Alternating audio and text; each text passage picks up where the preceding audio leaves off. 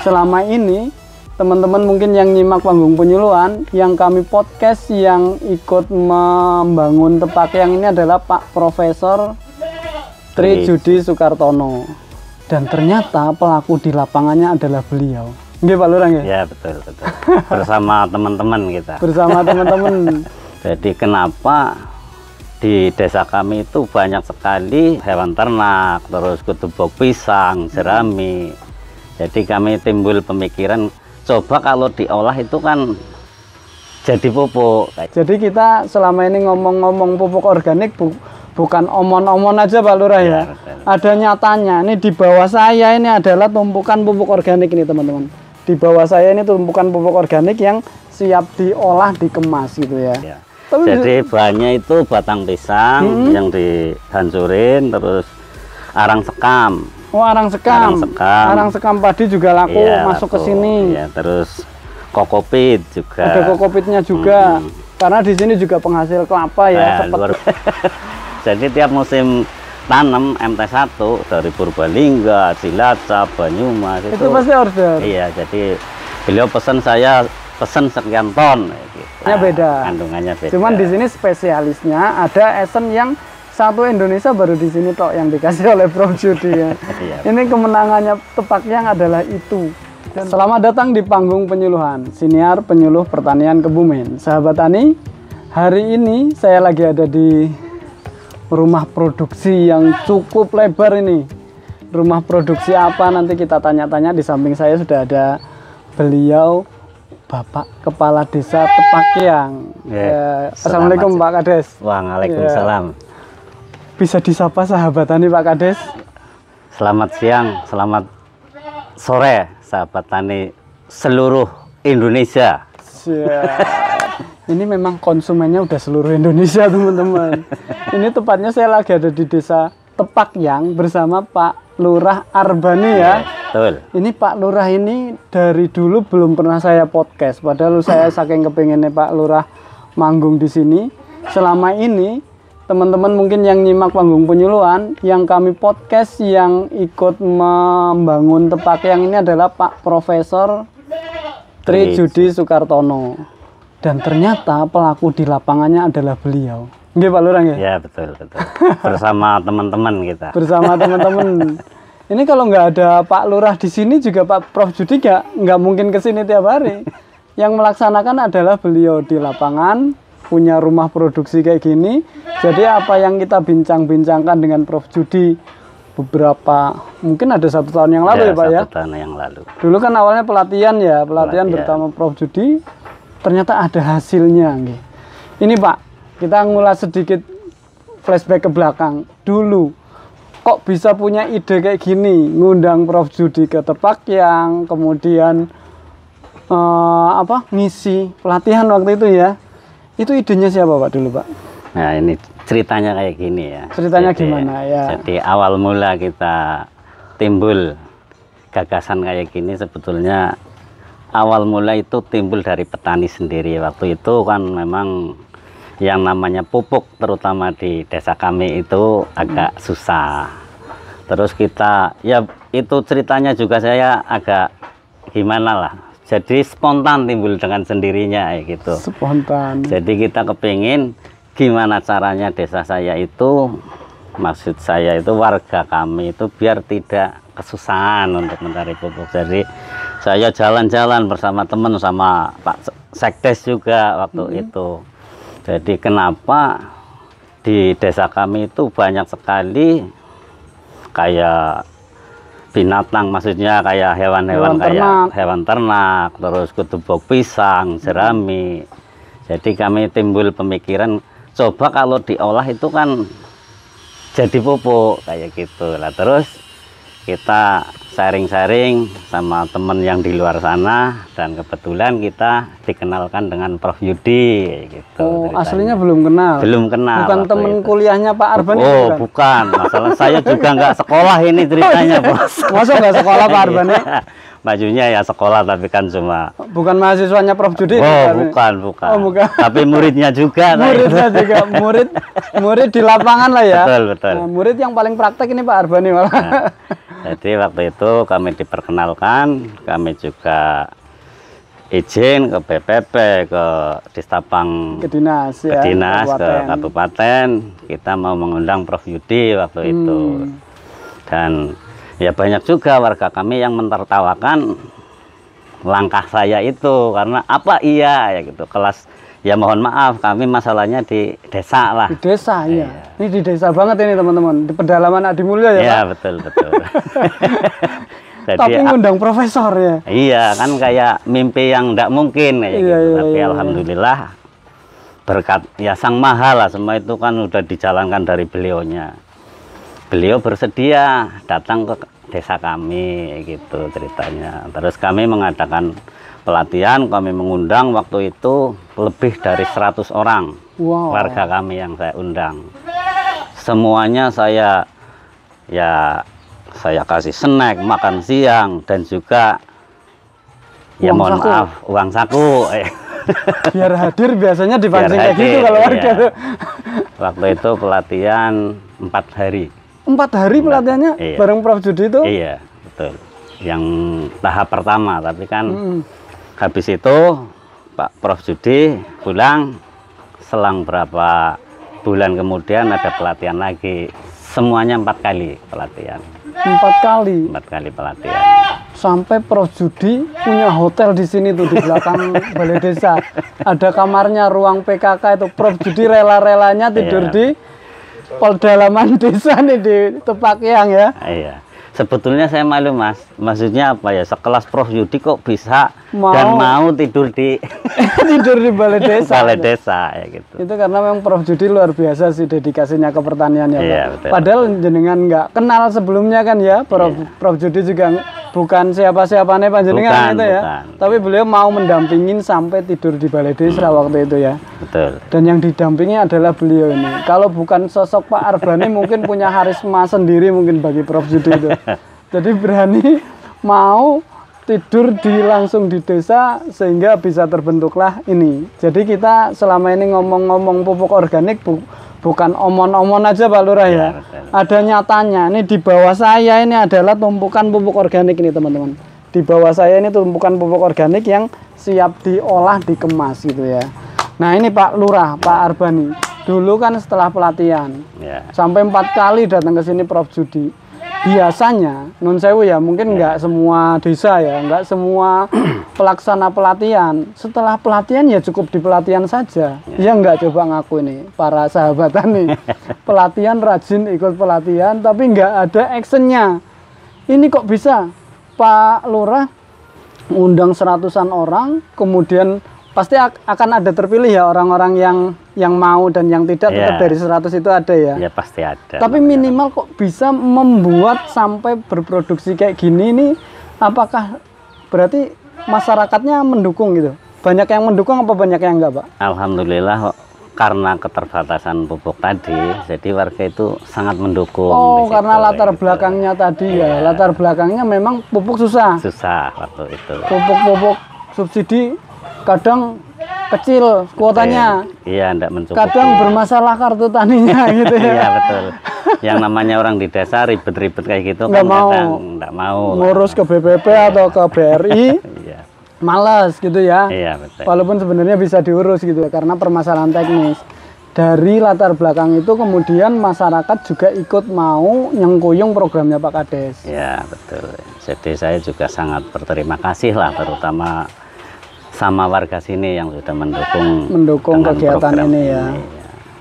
Jadi ini latar belakangnya hanya karena itu berarti ya, karena memang pupuk itu susah, sementara bahan pupuknya di sini melimpah. Ada kotoran ternak, ada pohon pisang, ada jerami. Iya, dan itu bahan-bahan itu dari lokal ini semua ya. Lokal desa sini. Jadi benar-benar sekarang bahan-bahan yang kemarin dilihat hanya dibuang-buang udah termanfaatkan ke sini, Pak. Ya, alhamdulillah. Jadi kayak warga sini kayak habis motong gedebok pisang itu udah diambil pisangnya bawa sini kita beli gitu. Oh, batang pisangnya? Batang pisangnya kan buat campuran. Batang pisang yang biasanya cuma dibuang, ditaruh itu? Iya, kalau di sini bisa laku sekarang dengan adanya pupuk ini, Mas. Oh, ini ada batang pisangnya di dalamnya, Pak? Iya. Jadi bahannya itu batang pisang yang dihancurin, terus arang sekam. Oh, arang sekam. Arang sekam padi juga laku, masuk ke sini. Iya, terus kokopit juga. Ada kokopitnya juga. Karena di sini juga penghasil kelapa ya, sepetnya itu. Sabutnya dari sini. Iya. Dan semua limbah-limbah pertanian, limbah rumah tangga kayak gitu. Gedebok saya yang belum habis pikir, Pak. Batang pisang bisa ya ternyata ya? Bisa ya. Ini dicacah terus dicampurkan ke sini. Dicampurkan ya. Pupuk organik ini ya. Nah, ini sementara ini produksinya ini udah berapa, Pak? Ini masuk ke produksi nih, Pak. Kan awal-awal dulu kita pas podcast di Balai Desa sama Prof Judi ya. Itu kita ada esen ya, ada esen yang dari Prof Judi, yang esennya hanya se-Indonesia hanya ditaruh di tepak yang ini. Itu berangkat dari situ kan, itu pupuk cair kan ya? Pupuk cair. Awalnya pupuk cair yang dikasih esen sama Prof Judi. Ini ide sampai berkembang sampai punya rumah produksi sendiri itu awalnya gimana, Pak? Gimana ya, maksudnya di situ kita kan awal mula karena adanya esen tadi, terus kita pelatihan juga bikin pupuk cair. Nah, setelah pupuk cair jadi, terus kita mikir lagi itu yang saya omongin tadi, kayak limbah-limbah tadi itu banyak sekali. Jadi saya minta ke Prof Yudi, coba kita jangan cuma diajarin pupuk cairnya saja, jadi kayak pupuk komposnya, organiknya, kita juga ada pelatihan gitu awal mulanya. Jadi beliau menyempatkan datang lagi ke sini, terus uji coba. Pertama uji coba sedikit dulu awal mula waktu itu. Jadi kita belum beli banyak-banyak lah, cuma ngambil punya tetangga, kita fermentasi selama 21 hari itu fermentasi prosesnya. Awal mulanya begitu. Terus, awalnya berarti cair, esen itu pembuatan cair, dari cair memanfaatkan limbah itu. Iya betul. Jadi karena cair tadi itu juga termasuk campuran dari pupuk ini. Dimasukkan ke dalam pupuk padat ini. Iya, buat nyemprot, buat ini apa fermentasi. Jadi ini jadi fermentasinya nggak pakai standar yang kalau kita di desa-desa itu yang paling terkenal pakai apa tuh yang botolnya kuning gitu ya, nggak usah disebut produk gitu. Nggak pakai itu. Nggak pakai itu. Fermentatornya itu pakai esennya Pak Prof Judi. Iya. Itu yang ditumpuk-tumpuk nanti di-shoot ya kameramen itu yang di luar sana itu ada tumpukan dalamnya fermentasi pupuk organik padat itu. Itu hanya disemprot pakai esennya Prof Judi itu. Nggak pakai bahan-bahan di luar itu? Nggak pakai. Jadi ya itu tadi bahan pokoknya itu tadi kan ada jerami, dolomit, kokopit, arang sekam, terus gedebok pisang, terus kotoran sapi itu udah dijadiin satu, disemprot pakai esen itu. Iya. Apa pakai pupuk cair yang bahan bakunya esennya Prof Judi itu. Jadi, itu ditutup rapat selama 21 hari. 21 hari. Setelah 21 hari jadi kayak gini. Iya. Ini udah bahan jadi ini. Udah bahan jadi. Dan itu selama 21 hari diaduk-aduk nggak betul? Diaduk-aduk. Ya berapa hari sekali? Ya kurang lebih 4 hari atau 5 hari. 4 hari 5 hari sekali diaduk-aduk. Nanti setelah 21 hari masuk ke sini. Gudang sini ditumpuk di sini. Nah setelah itu kita masuk ke mesin ini untuk digiling. Jadi, ini bahan dari sana kan masih bongkahan-bongkahan gitu ya, belum tercampur sempurna. Kadang masih ada yang begini ini kan. Iya nih, masih ada bongkahan kayak gini ya. Ini masuk ke penggilingan ini. Penggilingan ini kemudian hancur jadi halus-halus. Jadi halus ya, udah disaring di sini. Disaring di sini. Yang halus itu yang menjadi bahan baku pembuatan selanjutnya. Iya. Atau ada yang beli langsung halus kayak gitu, Pak? Nah, kebetulan banyak juga yang pesen yang halus. Oh, banyak yang pesen halus. Nggak dibuat granul. Ya, sebagian ada pesanan granul, ada yang minta halus, tergantung mereka yang mau pakai gitu. Mereka yang mau pakai. Ini ngomong-ngomong pesanan-pesanan berarti udah banyak pesanan ini sahabatan ini. Ini udah ada mesin, ini apa namanya, mesin ini mesin giling, Pak. Mesin giling. Mesin giling bisa jadi halus, kemudian sana juga itu yang merah ada mesin granulator. untuk membuat menjadi perintil-perintil itu granul ya. Bulat-bulat ya. Jadi bulat-bulat. Ya. Waktu itu kalau nggak salah di Balai Desa cuma pakai molen ya Pak? Ah, betul waktu itu. Pertama kali kita karena belum adanya alat-alat ini. Jadi mana yang ada kita pergunakan. Pakai molen waktu itu juga udah bangunan itu. Kita praktek, ada konten kita bersama Prof Judi itu pakai molen. Nganuinnya pupuk cairnya pakai botol mineral yang dibolong-bolong gitu ya. Kalau sekarang udah enggak lagi. Udah enggak, ya sedikit demi sedikit ya kita udah mulai beli alat-alatnya yang dibutuhkan dari keuntungan penjualan pupuk tadi. Dari keuntungan yang tadinya pakai bahan, pakai alat seadanya. Ya, betul. Jadi jangan menyerah karena memang belum punya alat ya, iya. Pak Lurah ya. Kalau kita menyerah sebelum punya alat, otomatis kita tidak mungkin jalan. Nggak mungkin punya alat ya. Karena alat-alat ini dibeli dari keuntungan itu. Iya. Keuntungan yang hanya pakai alat-alat sederhana. Dan bahannya ini ada di alam kita. Iya. Artinya kalau teknis pengumpulan bahannya Pak iya. Lurah, ini kan bahan masih di warga-warga, iya. Masih di kandang-kandang. Iya. Sekitar sini nih, apakah mereka kayak tadi disampaikan Pak Lurah setelah motong pohon pisang langsung disetor, kemudian nanti dibayar, atau ada tim khusus yang mencari bahan-bahan ini Pak? Nah, ini di sini kita ada tim khusus yang bagian mencari bahan. Ada tim khusus. Jadi ada tim khusus kotoran sapi, tim khusus nyari gedebok pisang. Itu udah dibagi-bagi. Ada timnya ya, jadi timnya. Mereka nanti ngambilin di kandang-kandang warga. Iya.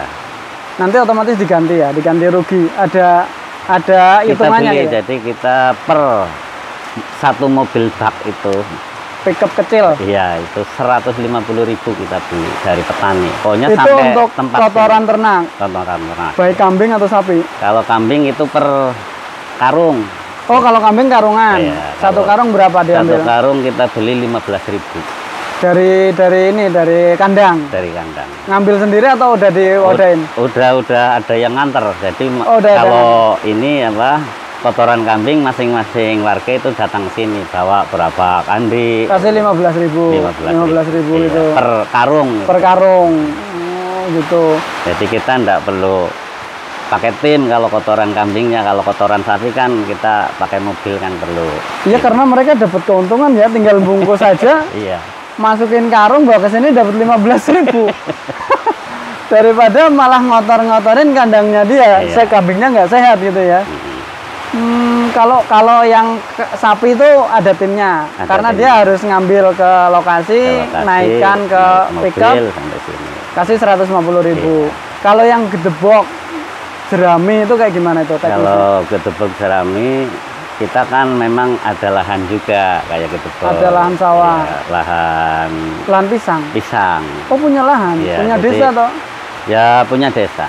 Jadi misal kita butuh, kita mau fermentasi berapa, kita kan udah ada aturannya lah. Jadi nyuruh tim untuk nebang kira-kira cukup untuk campuran itu. Ini bahan-bahan itu Pak Lurah. Kok bisa jenengan tahu bahannya adalah kotoran kambing atau sapi, kemudian ada gedebok pisang, ada sabut kelapa, ada apa lagi? Dolomit, ya, kasih dolomit juga, kemudian kasih jerami juga. Itu yang ngajarin siapa? Apa dari Prof Yudi juga Pak? Itu semua resep dari Prof Yudi Mas. Jadi kita itu nggak tahu menau awal mula. Iya, semuanya itu dari Prof Yudi semua. Resepnya wes iya. Kue ngumpul kayak iya. Nanti komposisinya segini, iya. Fermentasi gitu. Iya. Jadi ilmunya ada di Prof Yudi. Awal mula tetap dikawal waktu fermentasi pertama gitu. Sampai diajarin gitu cara ngaduk macam-macam, pencampurannya, komposisinya gitu. Misal beliaunya tidak di desa sini, kita video call. Jadi langkah-langkah ini mau bagaimana gitu. Udah kan. Betul apa belum? Iya, jadi kita selalu ya hubungan sama beliau lah, karena beliau ya pencetusnya. Dan beliau terbuka ya. Nah, maksudnya kan beliau dibayarnya cuma pas pelatihan dulu Pak. Nanti beliau dihubungin di video call, konsultasi itu masih gratis itu? Iya gratis. Jadi di sini memang saya salut sama Prof Yudi. Itu benar-benar sangat-sangat luar biasa membantu desa kami. Jadi Membantu semua dia, itu nggak ada bayaran kalau dia. Kayak beliau datang ke sini aja itu semua ongkos dia sendiri.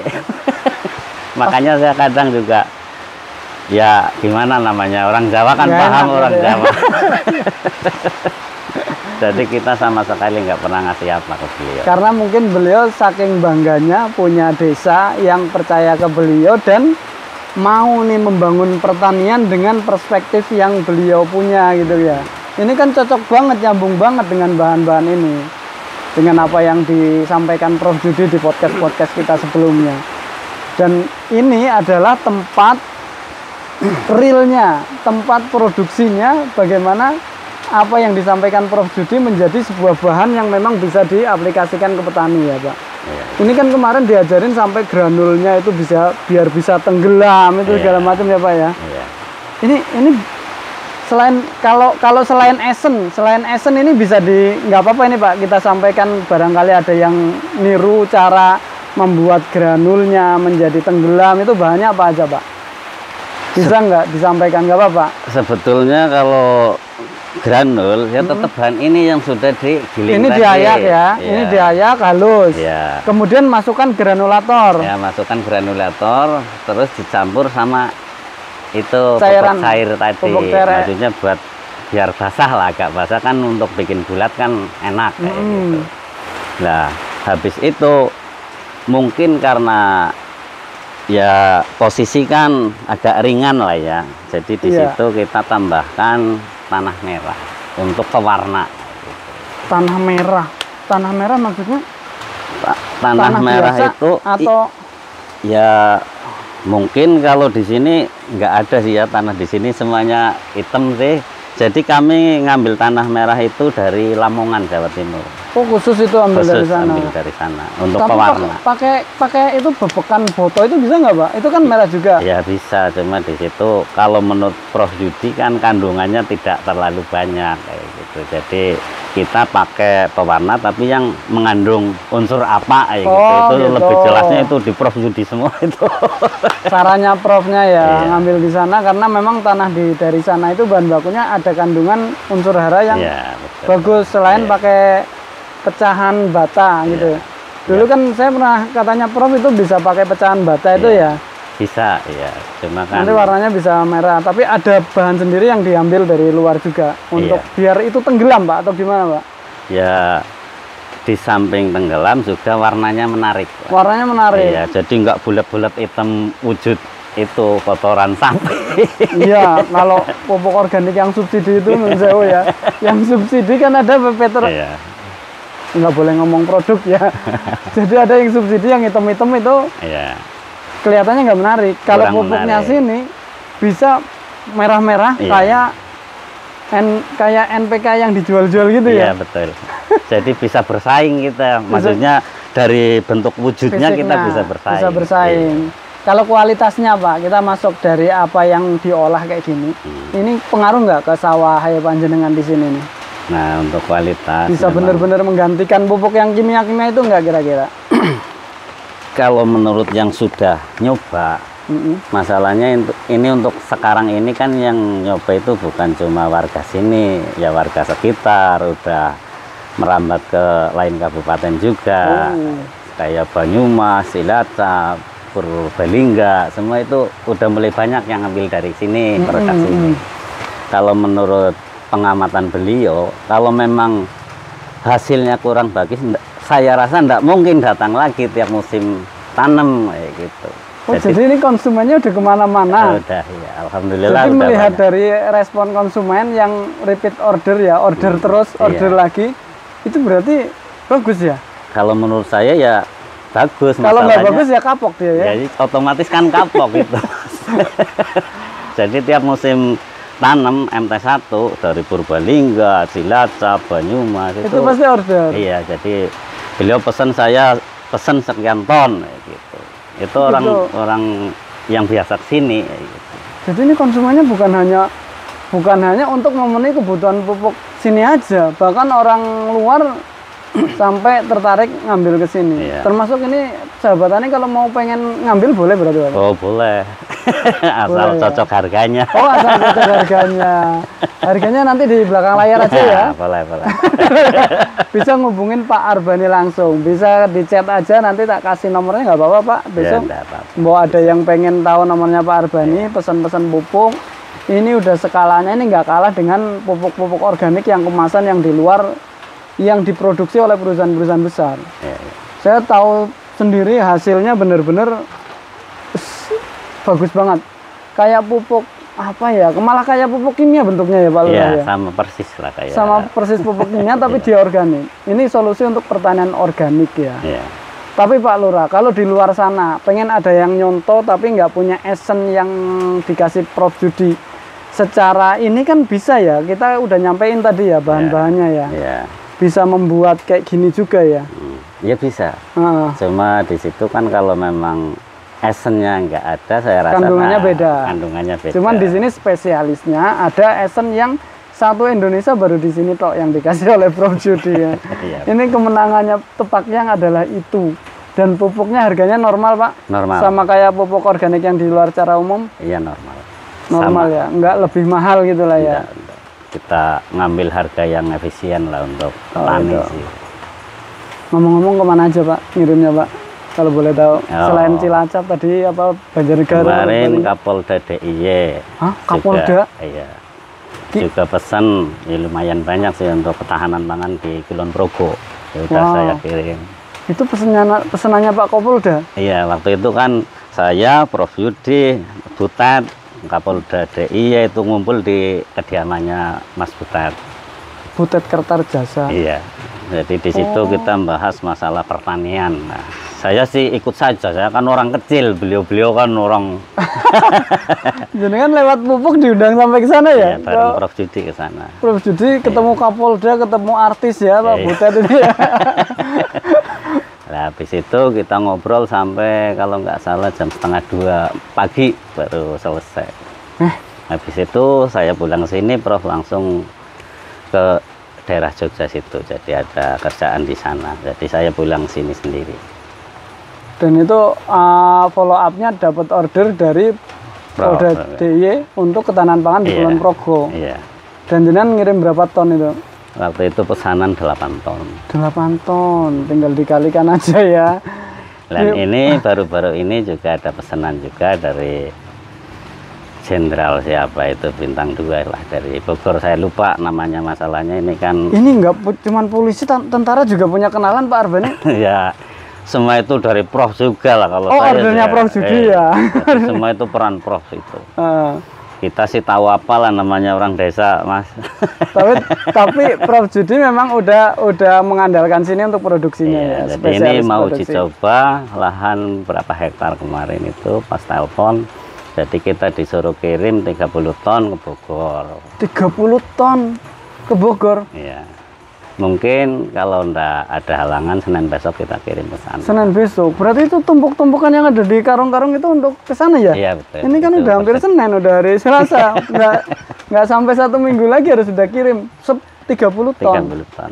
Ke Bogor. Artinya udah punya konsumen ke sana-sana ya? Ya, alhamdulillah lah, maksudnya sedikit-sedikit udah mulai banyak yang tahu, yang nyoba.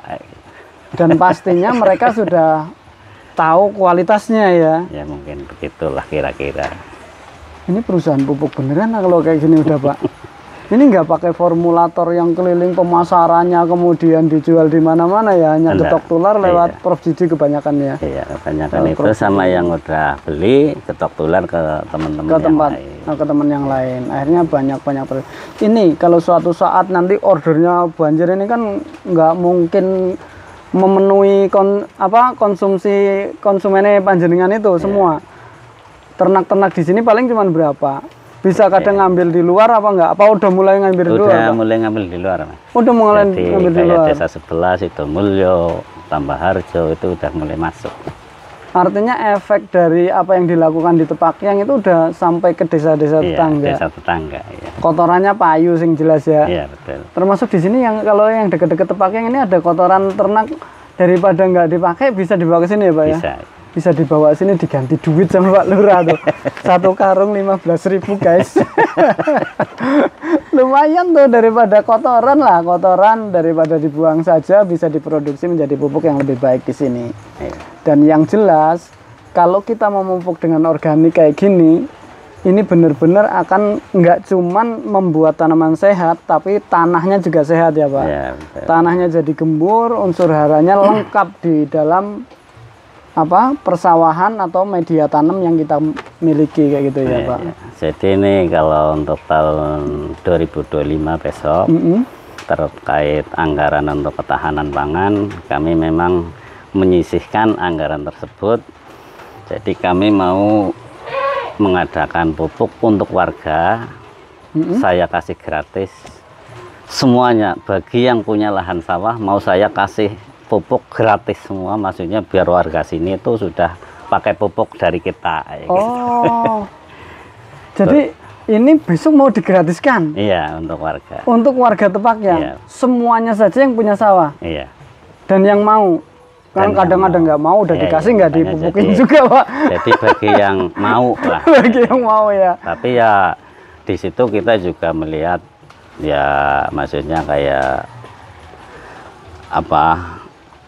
ngelihat sawahnya juga luasannya berapa, nanti disinkronkan dengan dana desa yang ada ya. Jadi ini juga ada sumbangsi dana desa dalam rangka untuk mensuburkan pertanian kita ya Pak ya. Jadi ini memang dialokasikan ini tahun 25. Jadi mau digratisin pupuk produksi sendiri biar warganya juga semua merasakan efek dari pupuk itu. Ya sebetulnya sih udah banyak yang pakai, tapi kan bagi yang belum, kalau mau beli kadang kan ya mungkin lagi nggak ada duit atau gimana ya, jadi kita kasih gratis semua. Ya mungkin di belakang mereka kayak ini telepon kotoran dari saya kok, saya ke situ walaupun dia jual ya, walaupun dia dapat uang gitu ya. Udah kayak gitu dikasih lagi nih misalnya.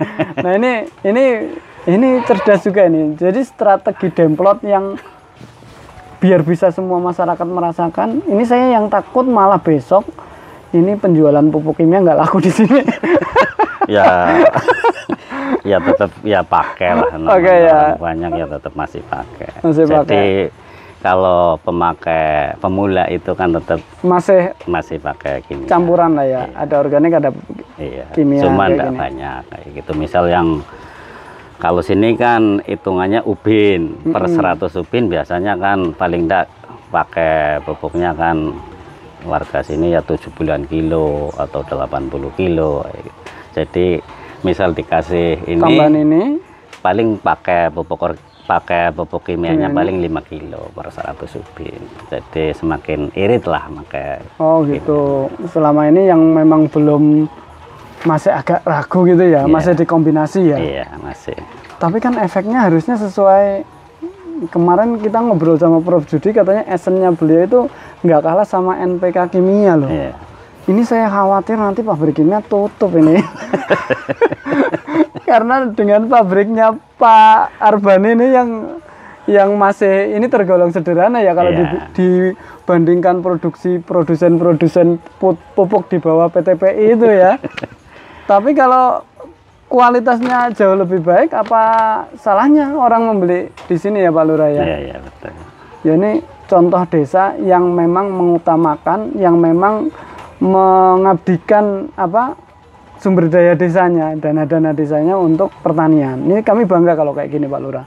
Kami berharap Pak Lurah di mana-mana itu benar-benar alokasi berapa persen Pak yang untuk ketahanan pangan katanya?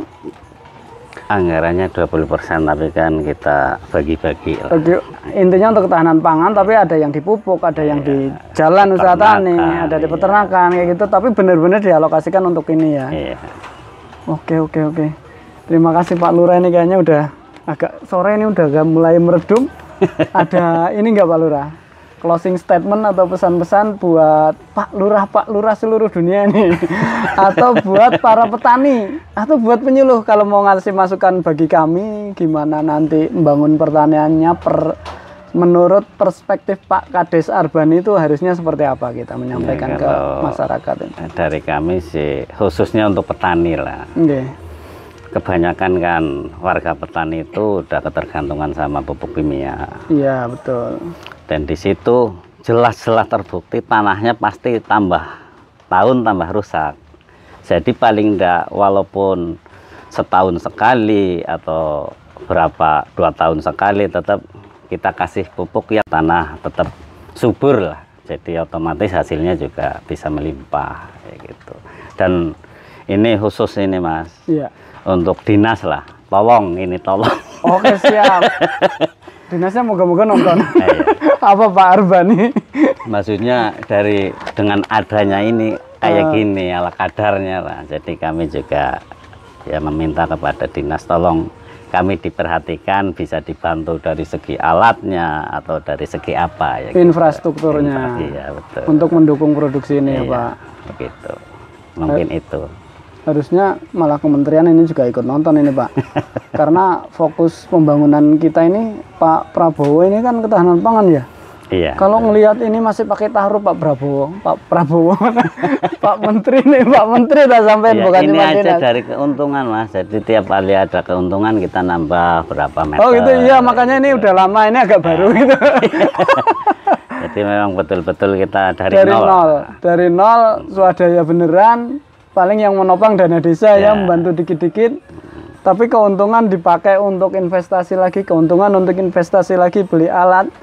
Kalau dari kementerian bisa masuk, dari dinas bisa masuk, atau dari memang yang punya anggaran, Ya. anggaran negara gitu, bisa masuk ke sini otomatis bisa nggak kalah sama PTPI, sama pupuk produsen Amin, pupuk itu ya. amin. Semoga aja didengarkan Pak Lurah. Iya. Saya dukung sebagai penyuluh. Cuman penyuluh nggak punya duit, nggak ngasih nih Pak. Saya narasumber pun nggak dikasih apa-apa nih nanti beliau nih. Oke gitu Pak Lurah. Oke, terima Cukup kasih. nggih? Nggih, nggih. Matur nuwun sangat Pak Lurah, obrolannya hari ini cukup seru.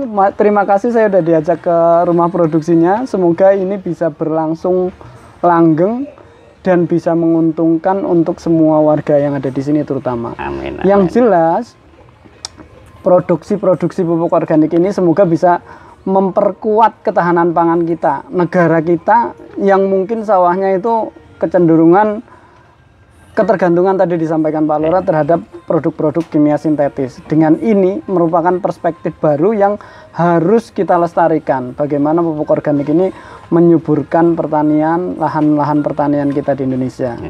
Oke, petani Indonesia berjaya, sejahtera dan bahagia. Penyuluh pertanian Kebumen aktif, kreatif, inovatif. Saya Nur Hadi Mustafa undur diri.